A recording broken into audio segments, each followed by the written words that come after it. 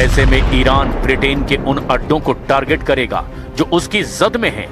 इसमें सबसे करीब साइप्रस है, जहां ब्रिटेन के 2 बड़े मिलिट्री अड्डे हैं।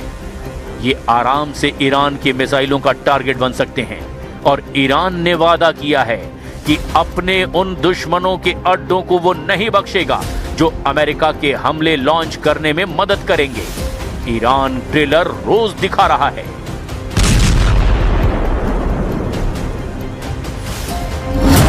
खाड़ी में अमेरिका की तमाम ताकत का जखीरा माने जाने वाले 3 अड्डे ईरान ने उड़ा डाले। पहला है कतर में अल उदैद एयरबेस, दूसरा है यूएई में अल दाफरा एयरबेस और तीसरा है बहरीन में अमेरिका की 5वीं फ्लीट का हेडक्वार्टर। ये तीनों अरब वर्ल्ड में अमेरिकी सेना के नर्व सेंटर माने जाते हैं, या अब कहें कि माने जाते थे। که یه سری از گروه‌ها و یا جناح‌ها در فکر اینن که از این فرصت بخوان به خاک ما حمله کنن، این پیام رو میدم بهتره که بازیچه دست امپریالیسم نشن. ممکنه ما با هم اختلاف داشته باشیم، ممکنه ما با هم گلایه‌های داشته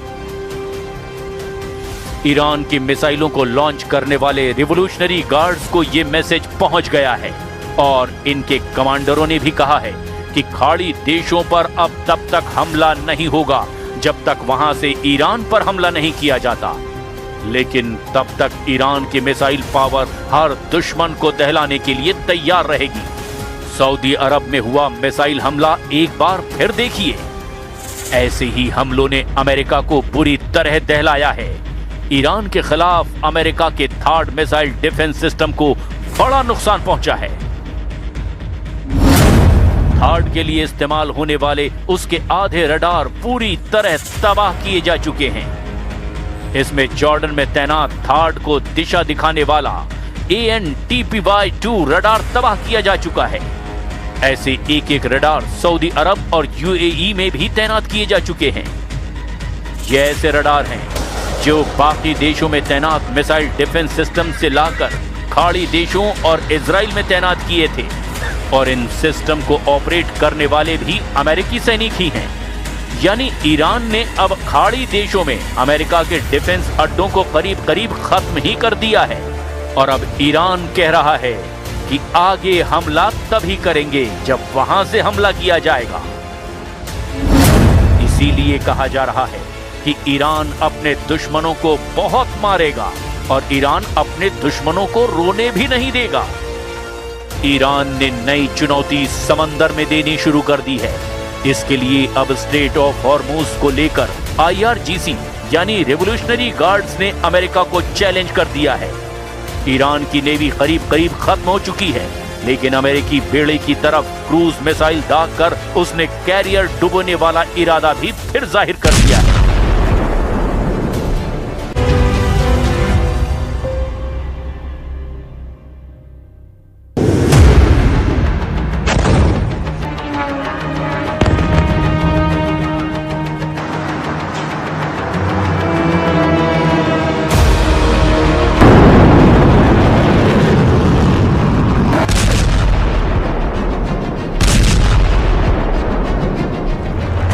इस युद्ध में ईरान ने मैसेज दे दिया है। ईरान का मैसेज बहुत लाउड एंड क्लियर है। ईरान अपने दुश्मनों को बहुत मारेगा और ईरान अपने दुश्मनों को रोने भी नहीं देगा। आसमान में टिमटिमाती हुई मिसाइल देखिए, ये सऊदी अरब का प्रिंस सलमान एयरबेस है। और फिर सऊदी अरब का सबसे खास अड्डा जहां अमेरिकी सेना भी तैनात है, वहां हुआ अटैक फिर देखिए।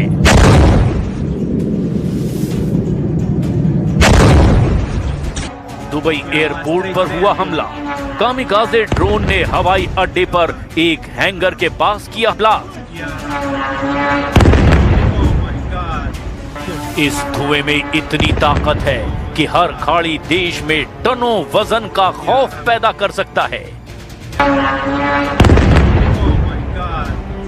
अमेरिका और इजरायली हमलों को लगातार जवाब दे रहा है ईरान, और अब उसने ऐसा फैसला किया है जिसने खाड़ी देशों को राहत पहुंचाने की बजाय वहां बहुत ज्यादा बेचैनी पैदा कर दी है।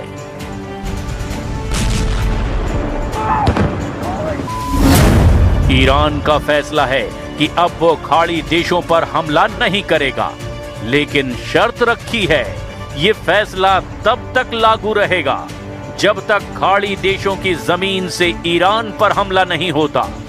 अब सवाल ये है, क्या अमेरिका इस शर्त को मानेगा? क्योंकि अमेरिका के ज्यादातर हमले खाड़ी देशों में मौजूद अड्डों से ही अंजाम दिए जा रहे हैं। قصد تجاوز به کشورهای همسایه نداریم. همان گونه که بارها و بارها گفتم اونا برادران ما هستن.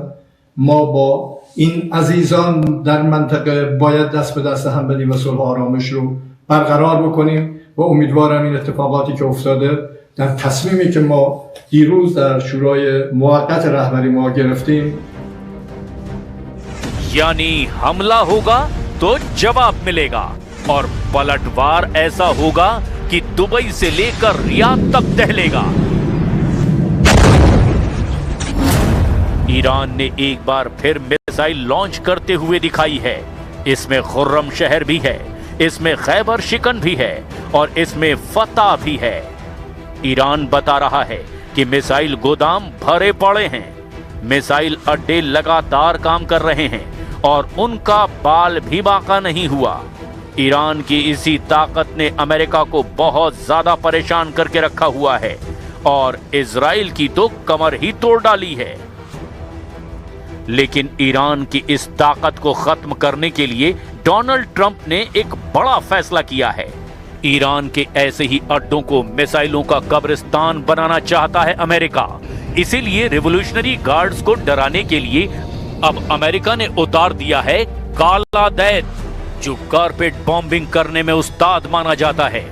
डोनाल्ड ट्रंप ने अब अपना सबसे बड़ा बॉम्बर ब्रिटेन से लॉन्च करने का फैसला किया है। अमेरिका का सबसे बड़ा बॉम्बर B-1 अब अमेरिका से लॉन्च होकर ईरान पर बम बरसाएगा। ट्रंप की इस डिमांड पर ब्रिटेन ने कहा है, जी हुजूर, बिल्कुल किया जाएगा। B-1 बॉम्बर इस मिशन के लिए ब्रिटेन पहुंच चुका है।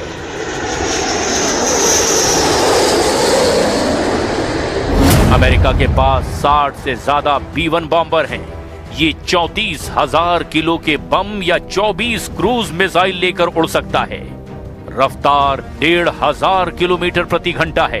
ये सुपरसोनिक रफ्तार है।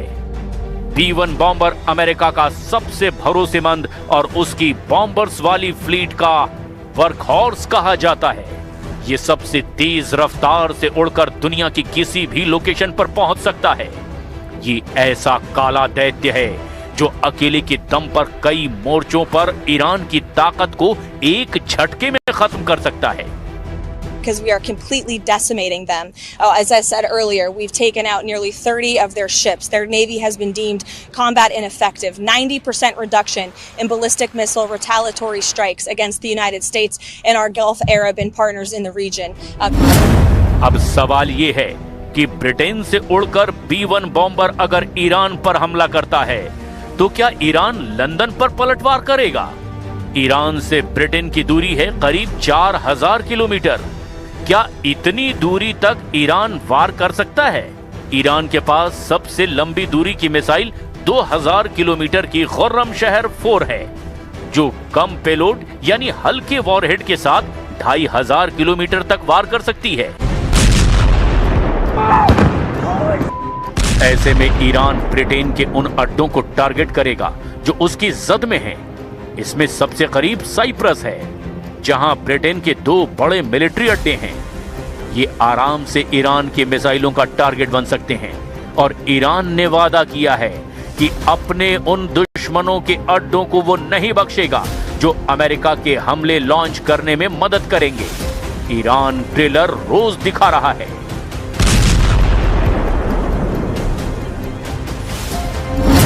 खाड़ी में अमेरिका की तमाम ताकत का जखीरा माने जाने वाले 3 अड्डे ईरान ने उड़ा डाले। पहला है कतर में अल उदैद एयरबेस, दूसरा है UAE में अल दाफरा एयरबेस और तीसरा है बहरीन में अमेरिका की 5वीं फ्लीट का हेडक्वार्टर। ये तीनों अरब वर्ल्ड में अमेरिकी सेना के नर्व सेंटर माने जाते हैं, या अब कहें कि माने जाते थे। کشورهای همسایه‌اند که یه سری از گروه‌ها و یا جناح‌ها در فکر اینن که از این فرصت بخوان به خاک ما حمله کنن، این پیام رو میدن بهتره که بازیچه دست امپریالیسم نشن. ممکنه ما با هم اختلاف داشته باشیم، ممکنه ما با هم گلایه‌های داشته ईरान की मिसाइलों को लॉन्च करने वाले रिवोल्यूशनरी गार्ड्स को ये मैसेज पहुंच गया है और इनके कमांडरों ने भी कहा है कि खाड़ी देशों पर अब तब तक हमला नहीं होगा जब तक वहां से ईरान पर हमला नहीं किया जाता। लेकिन तब तक ईरान की मिसाइल पावर हर दुश्मन को दहलाने के लिए तैयार रहेगी। सऊदी अरब में हुआ मिसाइल हमला एक बार फिर देखिए। ऐसे ही हमलों ने अमेरिका को बुरी तरह दहलाया है। ईरान के खिलाफ अमेरिका के थार्ड मिसाइल डिफेंस सिस्टम को बड़ा नुकसान पहुंचा है। थार्ड के लिए इस्तेमाल होने वाले उसके आधे रडार पूरी तरह तबाह किए जा चुके हैं।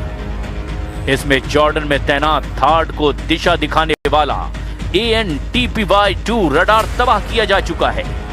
ऐसे एक एक रडार सऊदी अरब और UAE में भी तैनात किए जा चुके हैं।